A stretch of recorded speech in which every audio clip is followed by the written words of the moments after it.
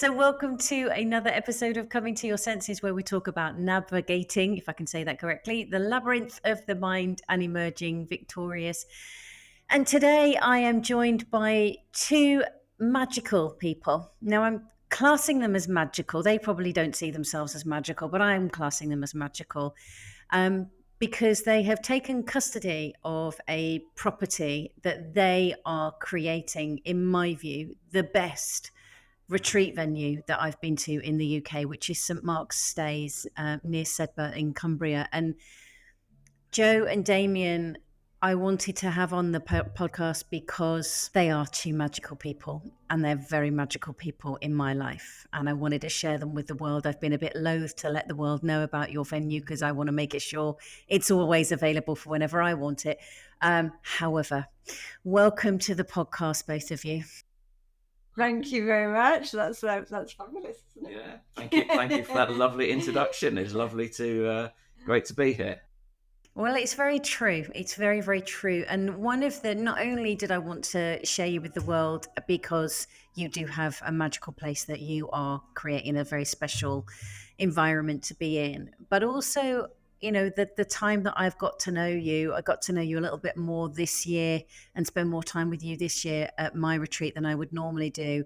And I think that you've got really interesting stories as to how you've ended up to doing what you're doing. So can you, and whoever starts, it's completely up to you, can you tell us about a time that you've come to your senses, either had that like a little bit of a nudge by life or maybe a big shove that's brought a different awareness, and then that's created change? So where and what that coming to your senses moment led you to?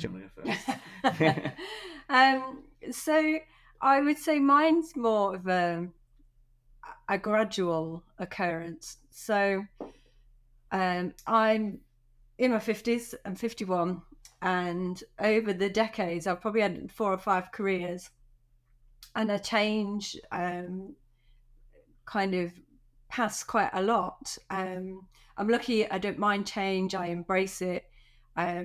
It doesn't panic me. So my coming to my senses has been more gradual, and I think it's as I got older. My dad died when I was 14, and at 14 I wouldn't say it had as much of an impact on me as when I'm older. And then as you get older, you think, what's the worst that can happen? Well, that is the worst that can happen. So it reminds me to embrace life and embrace change and to try things. And the older I get, the more I think about that. And especially like I'm now at an age where there are other family health issues going on, and it just makes me think you've just got to try. If there's something you want to do or you're curious, you just have to find a way, and just do a little bit of exploring. And sometimes I will jump straight in and come to my senses that way, and other times I will do a bit of tentative exploring and research.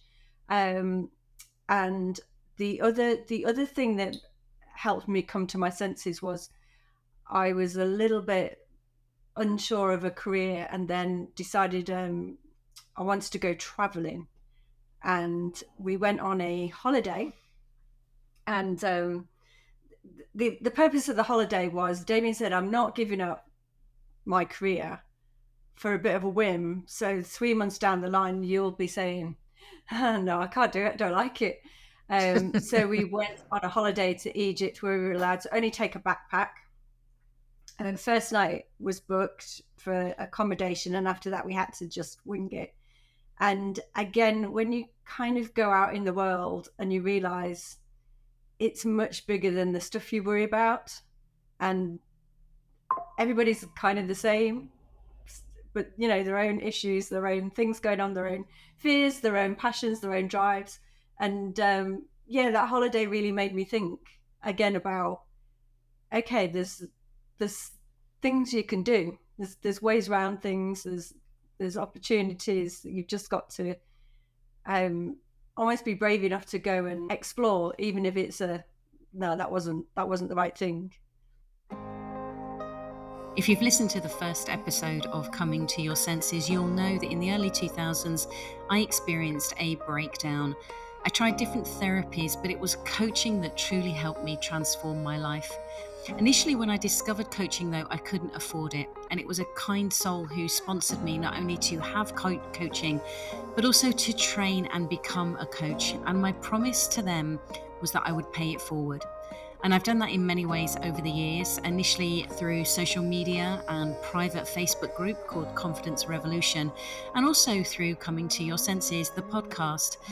But it triggered for me a passion to really want to make and create a secure, supportive space for people to be able to come together and have conversations that transform their lives. So I created the Conscious Conversations community. It's a group where we meet on more than once a month, and we have a focused theme which is guided by the community and facilitated by me. There's hundreds of hours of learning and resources and materials to help you transform your life in a like-minded space. Because I get passionate about it, and because this was my promise to pay it forward, I'm offering you the opportunity to trial it for £1 for the first month. If that appeals to you, then head to juleswyman.online/conscious conversations offer. juleswyman.online/conscious conversations offer to explore what's available for you through being part of a conscious community.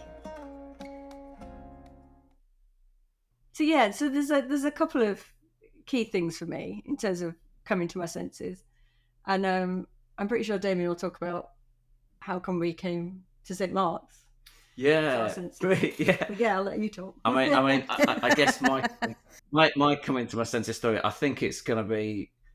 I think it was also one of Jo's as well towards more recently, in that I don't embrace change as much as Jo, and it always frustrated me throughout our married life when sort of like Jo kind of like jumps from chip to chip and job to job and wants to sort of change things all the time, which isn't necessarily a bad thing, but I kind of like struggle with it a little bit. And I'm an architect. I graduated when I was 25. I worked in Nottingham for 1 year, and then I ended up working for this practice in Leicester from the age of about 26, and I stayed there. Ended up becoming a co-owner of it, and then that was my whole career. And you know, we did lots of other things were going on in our life during this time, but I always had this safety blanket of this architect practice, and it was quite successful, and I enjoyed doing it. But lots of things were happening in our life and changes, and in 2013, I think it was, we ended up by hook or by crook going away on a volunteering trip to Costa Rica. 2014. 2014 was it? Well, there we go.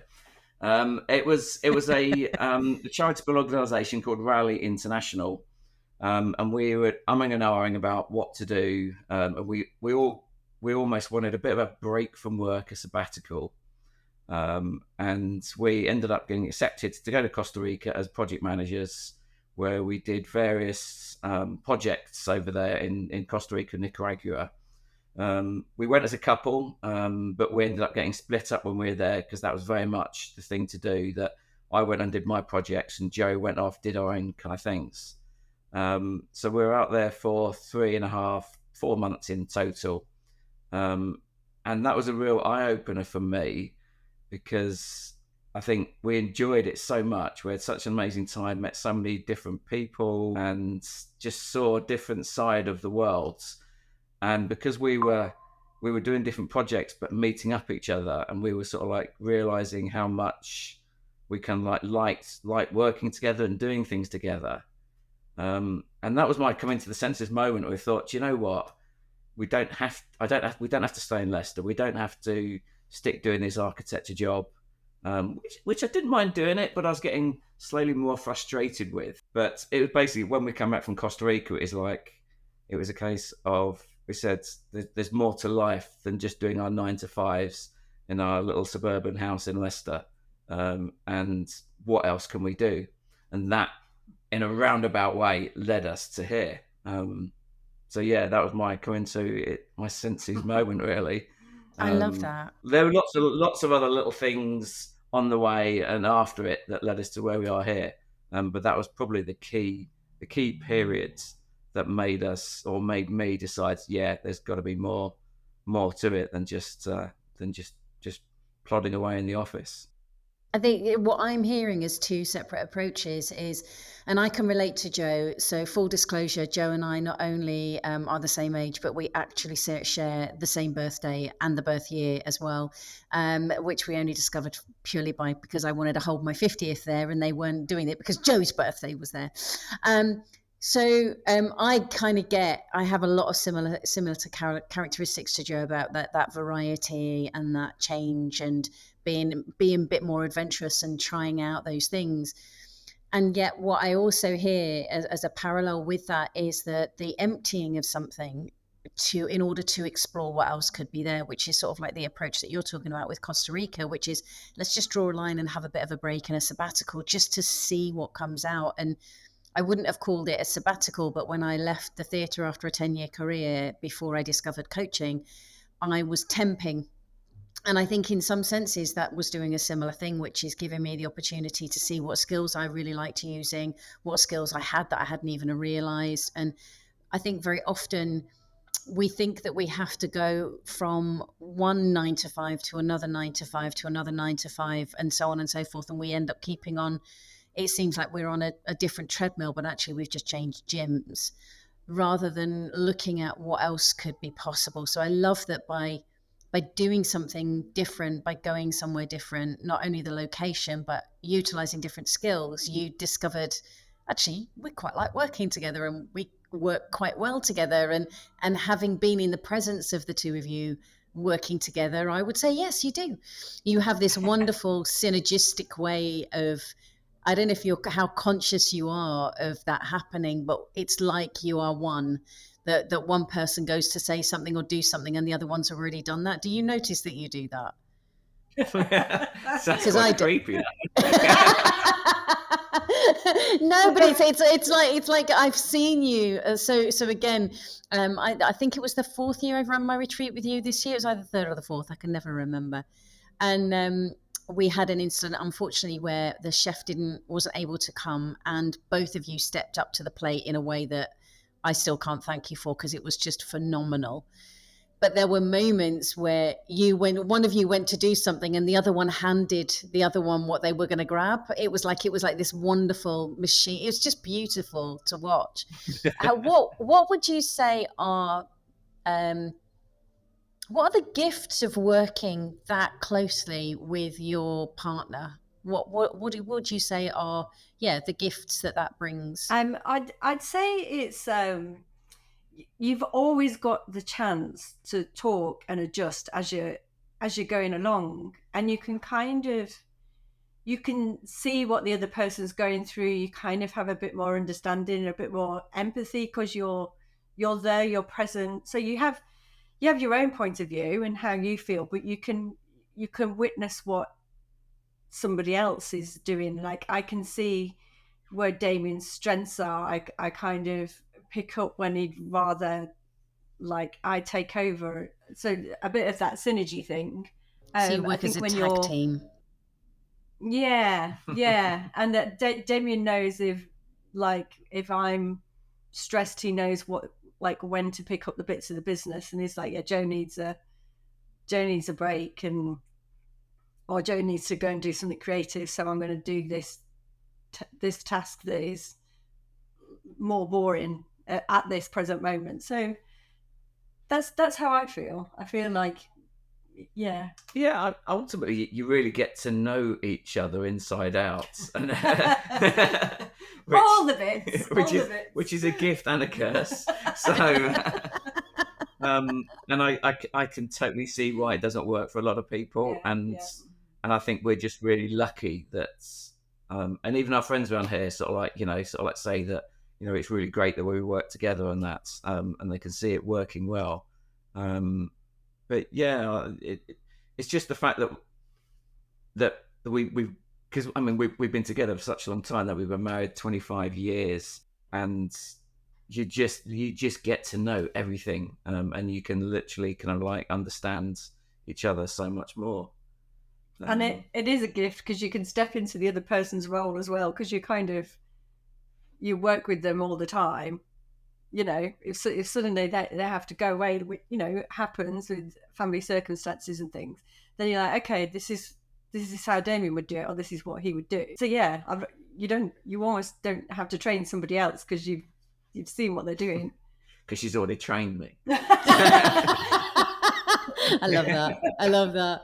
So do you think that being able to step into somebody else's role then, Jo, do you think that's like, is that brought out different skill sets in you, both of you really, that you maybe wouldn't have been utilizing before?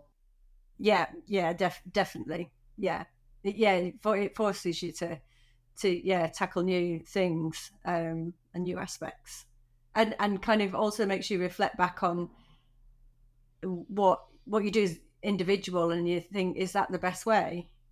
Because I've always done it this way, but is that the best way? If Damian was doing it, how would he do it? Or if this person was doing it? Same with, like, you know, the team that work with us, you know, the gardener that comes in, the cleaning team, everybody has a new approach to things. And so it's always, I'm always open to, like, okay, they do it differently, but it works for them. So would that work for me, or am I sticking to my way and they do their way? And so, yeah, it's quite nice to be open to new ways of working. I think you've got to be flexible with that, though, haven't you? Because I think that some people can be very rigid. No, this is my way. And I'm not saying that they might impose that on somebody else, although some people do. But even just being open to the flexibility of going, I'm going to have a go at doing it that way and just see if I prefer that way. I've just got stuck to doing it my way, and maybe that is a more effective, helpful, whatever way. I think it's a wonderful skill to be able to do that, of just going, let me try it on, see what happens.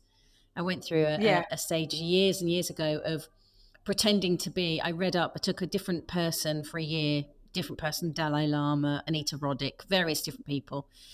And I used that exact thing, which was going, okay, well, if Anita Roddick was here, who was the lady who founded Body Shop, what would she do? How would she be? If it was the Dalai Lama dealing with the situation. And it was just really interesting how it just challenged my way of thinking and got me thinking in a different way. So I can totally get on board with what you're saying. So tell us about St. Mark's Day. Oh, sorry, Damian. All I was to say is probably that whole kind of like part of it. That's what I kind of find a bit of a challenge personally. I'm very much set in my ways because I've worked for myself for such a long time where I've literally just had to do my own thing. That's where I've had to adjust quite a lot to working very closely with someone else and then being a bit more empathetic. Is that a word? I like the way that you look to Jo to just double check there. Is that the right word? Yeah, he's learned to work with somebody who's noisy in the office. Yeah. We work on different time zones slightly. I'm definitely a noisier worker. So yeah, it's I think it's like most people saying, when you suddenly work together, when you haven't worked in the same space, we've learned what the other one likes at what time of day. And also what they don't like as well. That's right. So tell us about how you found St. Mark's, what it was why a venue, because that's obviously a very different way of working than either of you have done before. Tell us about this magical place, because I think it's a truly magical place. Well, we kind of stumbled across St. Mark's, to be honest. When we were still in Leicester, we were trying to decide what can we do together, and it was as random as that. And all we kept coming back to was some kind of accommodation venue, because we wanted to sort of have some kind of venue where it was much more sociable. There was much more interaction with other people. We'd been to places abroad where it's much more communal, and not about a place where you go into your hotel room and you just do your own thing and you go and leave and everyone's just in their own little world. We wanted to try and find and do something a bit more holistic, and communal, and meet people and embrace life, and that's kind of like the kind of thing we wanted to do. Um, as far as finding St Mark's, it was random, that in that we'd been to a friend's wedding in the Lake District, and we thought it's nice up here, isn't it? Why don't we try and do something up here? We uh, About a few weeks later, we came up and we looked at about 20-25 properties in 1 week. And St Mark's Stays is the first place we actually saw, and we kept getting drawn back to it. It's not actually in the Lake District; it's in the Yorkshire Dales National Park, but it's part of Cumbria. But we kept getting drawn to St Mark's because it's in this beautiful setting. It's this lovely big old vicarage, and the two key things for us is it had this studio space. It used to be the vicarage, but Bolton School used to own it, and all the kids used to come, and almost like an Outward Boundy type centre. And they built this connecting space, a classroom, and it was really unique for all the kind of like properties that we were looking at. We thought, well, we could do something with this space, and this could make it a little bit different from any other big houses or hotels or B&Bs that we were looking at. And that's what kept drawing us back to St Mark's. We did have a little bit of blip on the way, and that Joe always wanted to live by the sea. So we did a random thing where we also went down looking at similar properties in Snowdonia, where there was some nice coastline and things like that. And we actually found a property there in Snowdonia on the coast, and it was literally a toss up between that place and St Mark's. So once we'd eventually sold our house, and it was a case of deciding what we were going to do, we actually travelled up to St Mark's, and then we travelled down to Snowdonia in the same day, so we could see them both one after each other. And then we sat in the car and we both wrote down on a piece of paper which would be our preference, where we'd rather go. It was quite a gamble, because if we both had different things, it would have been a real kind of like a real tough decision. But luckily, we both came up with St Mark's, because whilst it's not next to the coast, there are so many other magical things about this property. And we just couldn't let it go. So yeah, about a year later after that, it all kind of came together, and we moved in. We had a bit of a cry when we first moved in, thinking, what have we done? we turned up on a February evening, and it was dark and it was empty, and it wasn't quite the place that it is now. It needed a lot of work doing. And that's what we did over the first year. And when we first moved here, we didn't exactly know what we were going to do with it. And it was always a case that it was going to find its own little niche as we grow into the business. We would sort of like work out what works for us, and that's kind of like where we've ended up right now. So the driver really wasn't a property or an accommodation. The driver was about what can we do together, and then everything's just fallen into place after that. Yeah. What can we do that gives us more of a lifestyle, more of a chance to learn, grow, explore, rather than just Monday to Friday 9 till 5. Which I wasn't doing that as a photographer anyway. I was never in that category, but it was, what is our next kind of challenge in life, really, wasn't it? We've pushed ourselves to go to Costa Rica. We're capable of this. I think that was a turning point of, we pressed pause on the career, and we took a chance, and it made us realize we can do this again. We're actually more capable than we think of taking a chance on something. So the lifestyle was more the driving factor, and then it was, okay, where's the property that can hopefully give us that lifestyle? Because I wanted, go on. I wanted to be up in the mountains, which is kind of like one of the reasons we kind of like moved up to this part of the world. And basically, the countryside, the mountains, the lakes, the outdoor life, and that's kind of like what really dragged us to looking here in the first place. And that was kind of going to be my question, so thank you for answering it, which is what's the lifestyle that it's given you. So, you know, and it's because the location of St Mark's Stays is to me, it seems unique because and I'm you know, I can see the changes that you've made. Obviously I didn't know it when you very first moved in, and on that February cold wet evening, and had a bit of a what have we done moment. But I can certainly see over the years, every time I come back, what you've done, and you know, and your personal influence on it in a really lovely way, and how, obviously, this is my view, how as your niche as hosting retreats has kind of unfolded as to how you want to nurture that and in what way. So like building the yoga deck and the fire pit and all of those kinds of things. And it's really beautiful to see. This is why I think, to me, it's like you're custodians of it, and it's you putting your imprint on something. It's just, I just think it's really beautiful, which is why I refer to it as magical as the beginning.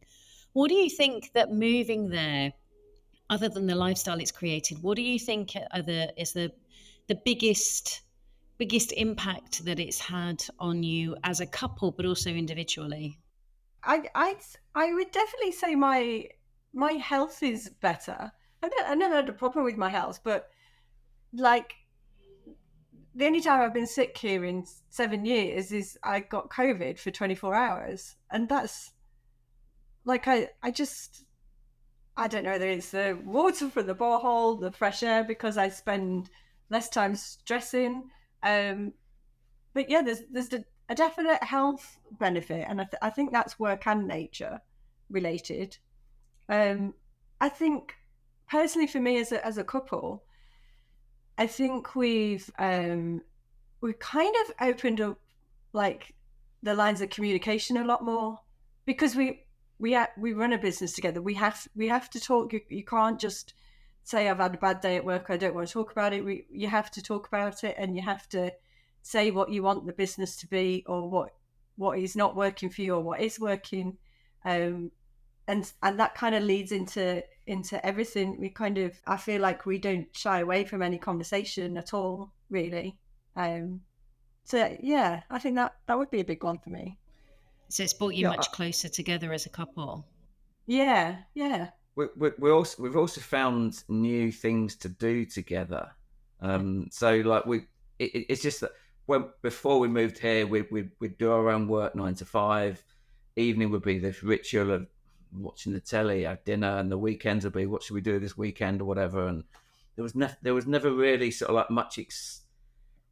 much adventure that we were doing. And I think we're doing much more adventurous things now, being up here in this environment. We're going out into the mountains. We both learned to swim together. We do a lot of wild open water swimming in the lakes, and there's other things that we kind of like pushed our boundaries and tried together, and separately. And separately, yeah. And challenges separately, yeah. And so it's just facilitated us doing more different things, because the opportunity's there up here, and because we're not these slaves to this 9 to 5. And as everyone knows, in Cumbria, the weathers can be pretty unpredictable, and that when you're doing what we do, if we haven't got anything pressing and the sun's shining outside, we will go outside and do something. We'll take the dog and the van and go off somewhere, or go for a swim, and just make the most of those moments when you get them, which you could never do when we're doing your 9 to 5. I love that. Taking those moments when the weather is, you know, how you would like it to be, and just going, do you know what, we haven't got to do anything specific today, so let's get in the van and let's go somewhere. I think that's really cool.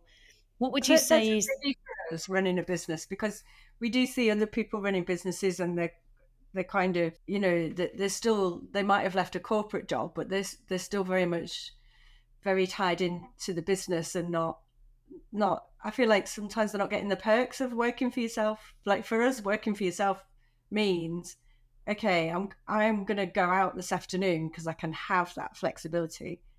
It may mean I work Sunday night, but that's my choice, and I'm fine with that. And I will juggle things to have the lifestyle. That's the biggie for me running a business. That otherwise I may as well have a boss and not have to think about anything, and life would be very simple. But I think it's very easy to forget that the time is a construct. Nothing in nature knows that it's Sunday evening or Monday morning. It hasn't got a clue. It's just the next bit. And I think that we can get very caught up in, and I've done it myself with, I have to be in the office by 9. Why? Have I got an appointment? Do I have to be there for that point? Or can I go when I'm ready? Which might mean that I'm there at 8. It may mean that I'm there at 10. None of those answers are right or wrong, because actually, as you say, this I think we can all be conditioned into following a ritual because everybody else is doing it, rather than just going, yeah, but does this work for me? If you're doing 9 to 5 and it works and it's absolutely exactly what you need, great, crack on. But if it's not, then why are you doing it?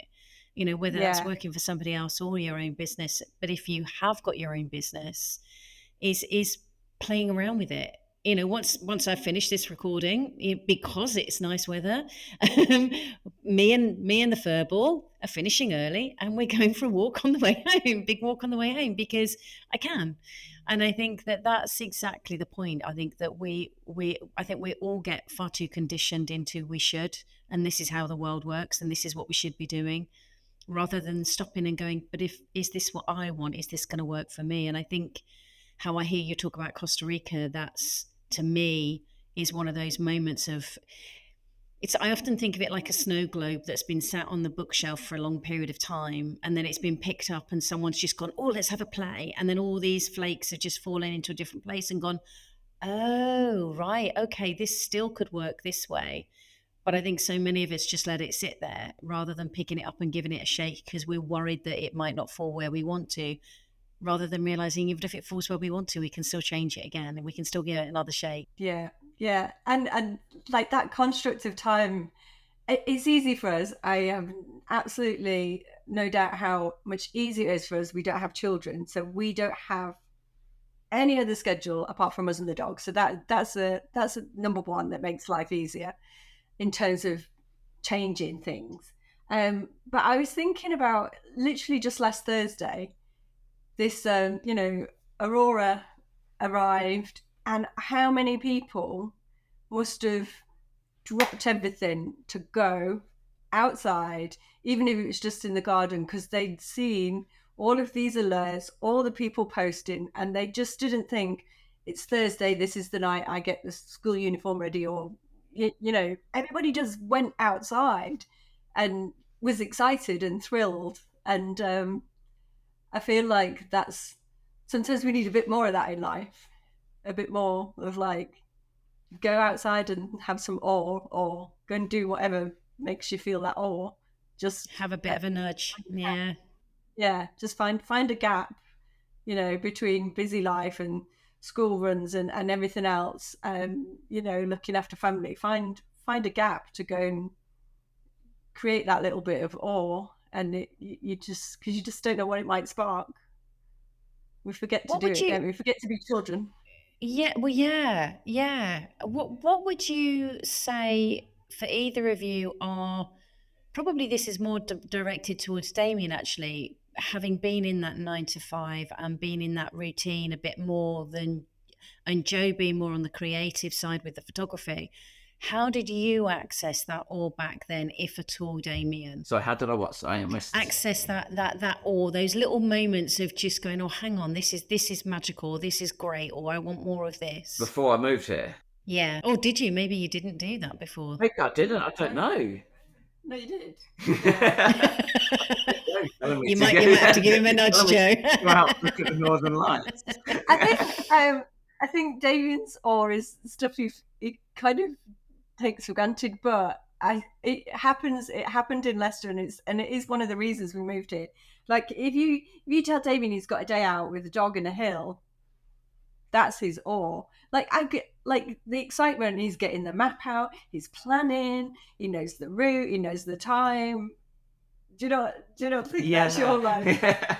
But I guess I take it for granted. I don't put it into that context. But yeah. I mean, what the one thing I really loved doing was literally just going out and hiking and I mean, when we got our first dog, that was like, I need a dog in my life now, always. But why wouldn't anyone have a dog? Because like they just bring so much joy all the time. Don't you're going to make me choke up. I actually had an emotional moment with my furball last night of just completely falling in love with him. His behavior has changed. He was very anxious when I first got him, and his behavior has changed so much in the last few months.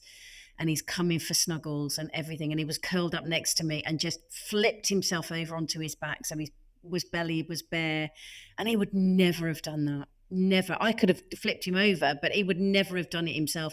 And I had this moment of going, oh my God, he's doing it. And it was just the way he presented his belly, as if to go, and please give me a rub. And I think to me, that's those little moments.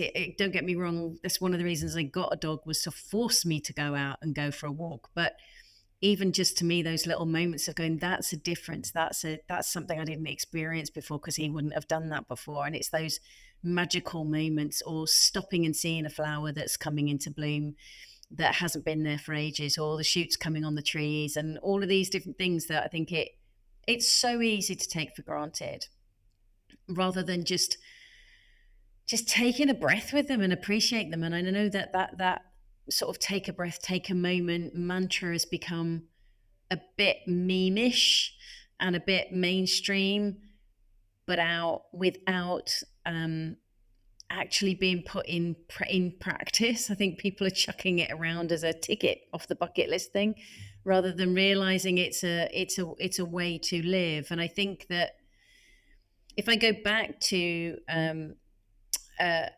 this year, my retreat with you this year, my time to be retreat, and I think the lead up for me, I'd had so much going on in my life prior to going to that retreat. I was looking forward to going, to just not be at home so I can have a bit of a break myself, even though I was facilitating it. And then for something significant to happen where our chef wasn't able to be there unexpectedly, and to feel the support from the two of you was so humbling. It was unreal.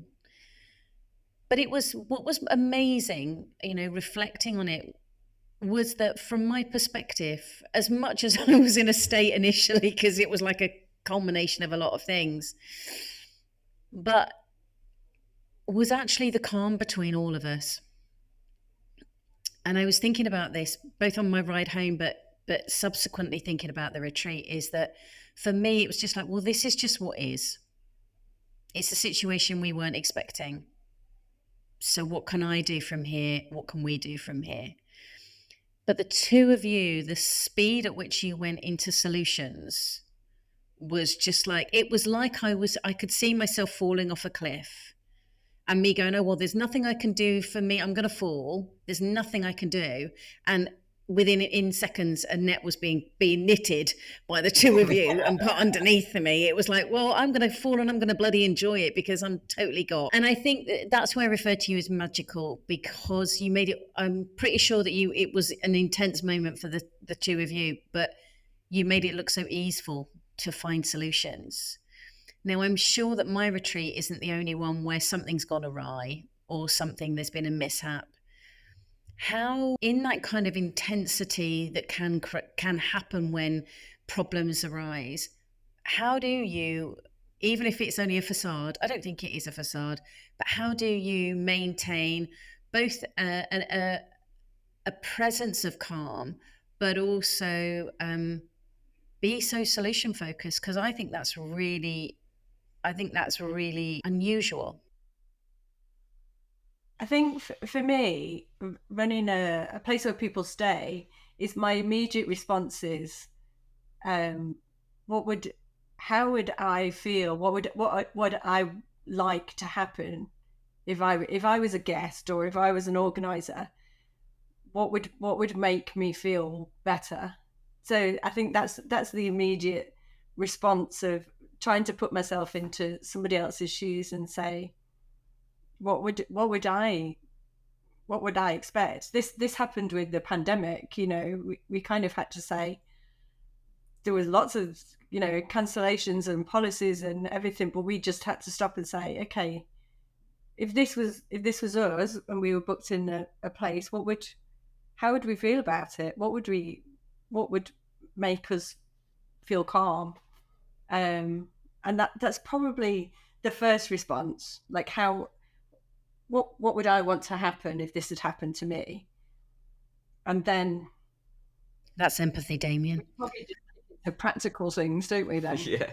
I mean, I'm very practically minded anyway, and I'm just always, I suppose, I'm very solution focused, but in a way that's kind of like why we set St Mark's Days up as it is, with us living on the premises, in that we didn't want it to be just a venue where people come up and run their retreat, get a front door key, and they fend for themselves. We're kind of like, I think we established very early on what's the key factor about St Mark's Days, and that's us. It's not the property. It's me and Jo. The fact that love us or hate us, we're going to be here. Yeah, we're not going to be in your it's face. All right. Your dog Bracken makes it much easier to cope with the pair of you. But the fact that we're here all the time, not all the time, because we do go off in our van and swim and stuff like that, but we wanted to set it up so that we can interact with groups, and that's the whole key. But it's so that we can enjoy interacting with groups, but at the same time, if something does fall off the wagon, we're there to put the wheel back on as quick as we can.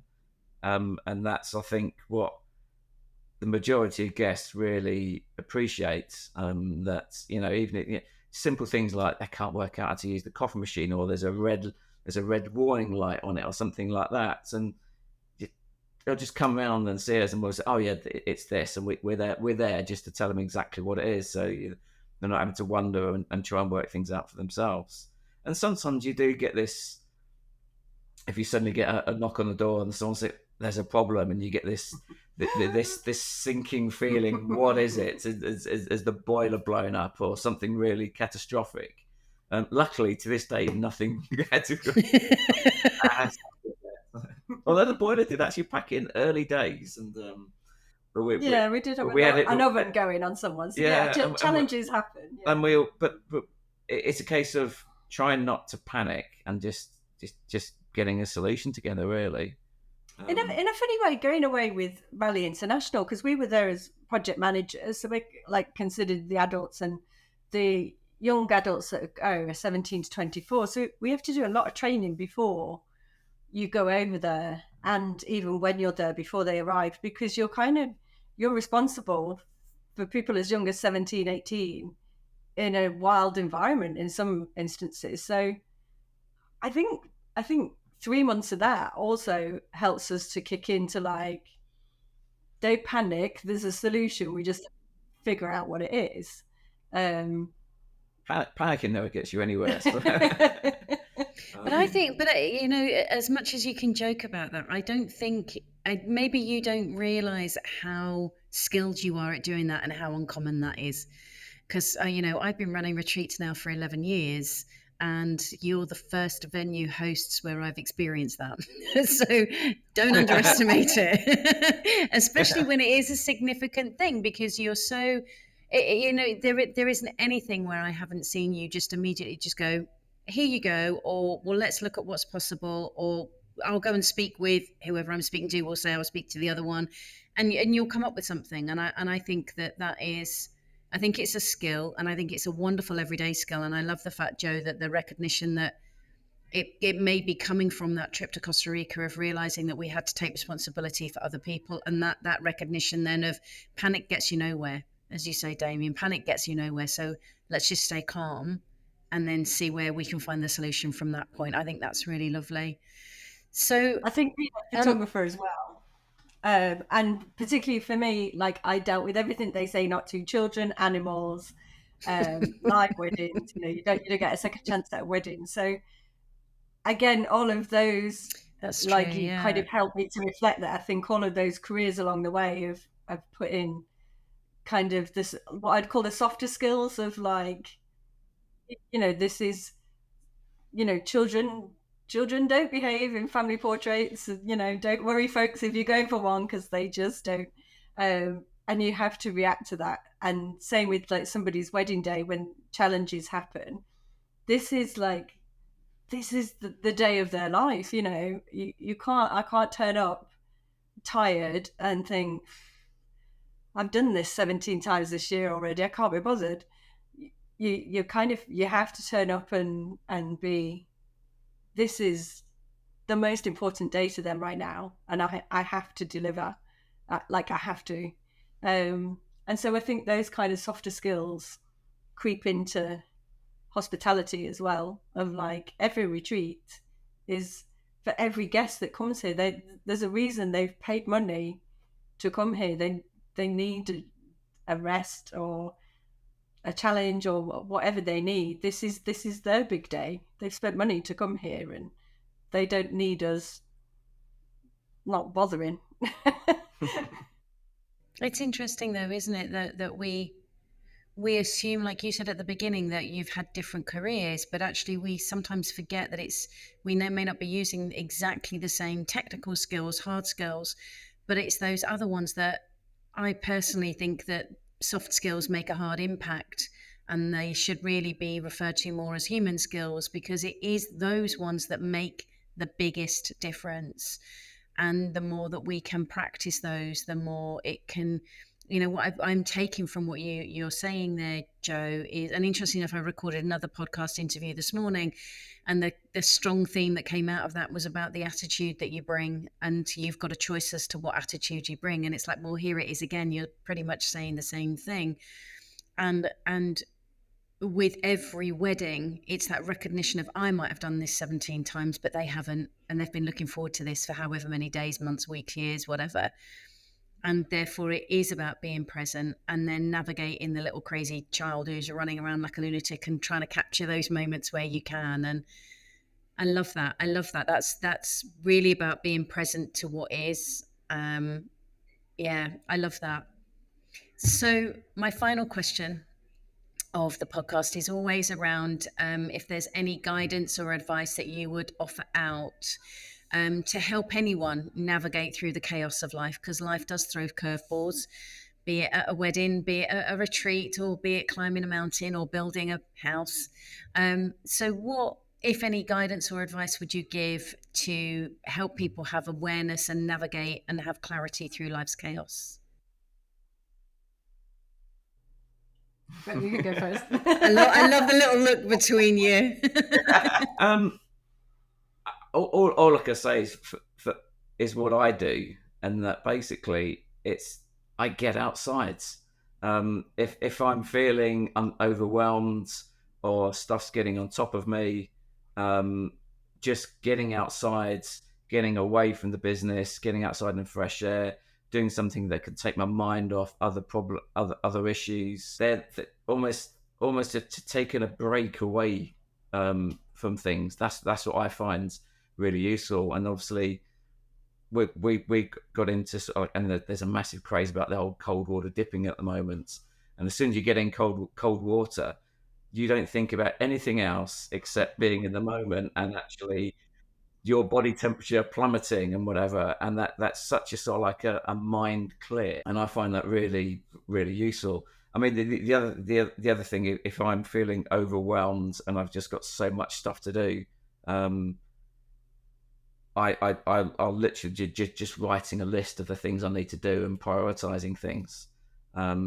Joe's probably looking at me saying, "You don't write lists." No, you do. But I do love a tick list, and if I can tick things off, and for me, I find it really useful is if when I tick something, I've done that, I've drawn a line under it, I can move on, and that's what I find really useful. And if I can see this whole list of things that I've got to get done, and I can see that list getting smaller, that I may be adding more stuff onto the bottom, but at least I'm chipping away at it, and I can see it by making those little ticks.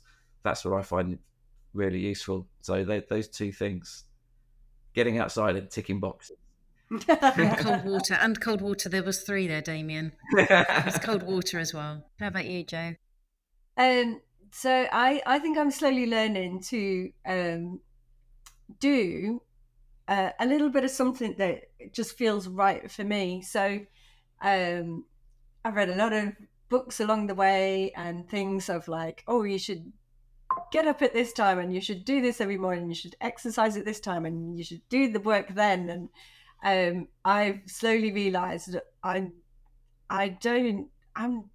not a routine person, but I do probably something in every day that just lets me probably just pause. So whether it's going, like I'll go to yoga, I might just go and like yesterday, I knew I'd sat at my desk all day and I went outside to sweep up leaves. It's a job that needs doing, but I knew it was like a kind of a job I didn't have to think about. It was sunny, I was getting some fresh air, I could sweep up the leaves off the drive, and that was my pause moment, to kind of step away from the desk and the emails. And sometimes I might do some journaling, some reading, but it's just, there'll be something in every day that just gives me 10 minutes out to stop for a bit. And some I days, think that's what?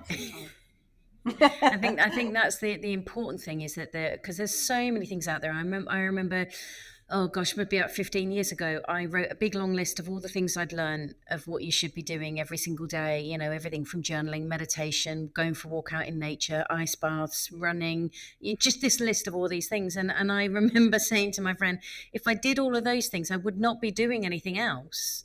You know, and I'd probably have to start at 4 o'clock in the morning to get all of those things done, and then I'm not doing anything else. Now, I'm sure that someone somewhere in some kind of monk or a monastery or a nunnery or something like that, you know, is able to live that kind of life, and that's great.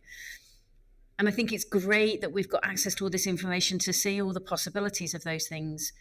But it really is about finding what works for you. And, you know, if it's just reminding yourself, it's that 10 minutes. Okay, well, I've got that 10 minutes. What do I need? What's going to be right for me right now? And going, oh, leaves. Yum. I want to go and do them. Which seems odd, but I totally get it. I will occasionally have stuff in the garden that I'm like, just go do that, because I don't have to think about anything else. And it's a very slow. Ironing is one for me. I just, you know, to me, I can disappear off. I'm not a great ironer. I don't love it. But it's a way of disappearing off and having a moment. And there's lots of other things like that. So I really, really appreciate you sharing your stories, your insights. The show notes will contain details of where you can reach out to Jo and Damien, and the retreats that they offer, as well as the space that they offer of St. Mark's Days. I will be running my retreat there again next May, which I'm excited to be going back for. But thank you both so much for coming and joining me today. I really appreciate you both. And I appreciate what you're doing, and I'm loving hearing more and more of your story even every time that I get to have a chat with you. So thank you both so much. Well, thank you for having us. Yeah, thank you. And thank you for continuing to come here and bring all your fabulous guests with you, because they always make us smile. So yeah, thank you. Yeah, they're really lovely people, aren't they? I'm very blessed. Thank you very much.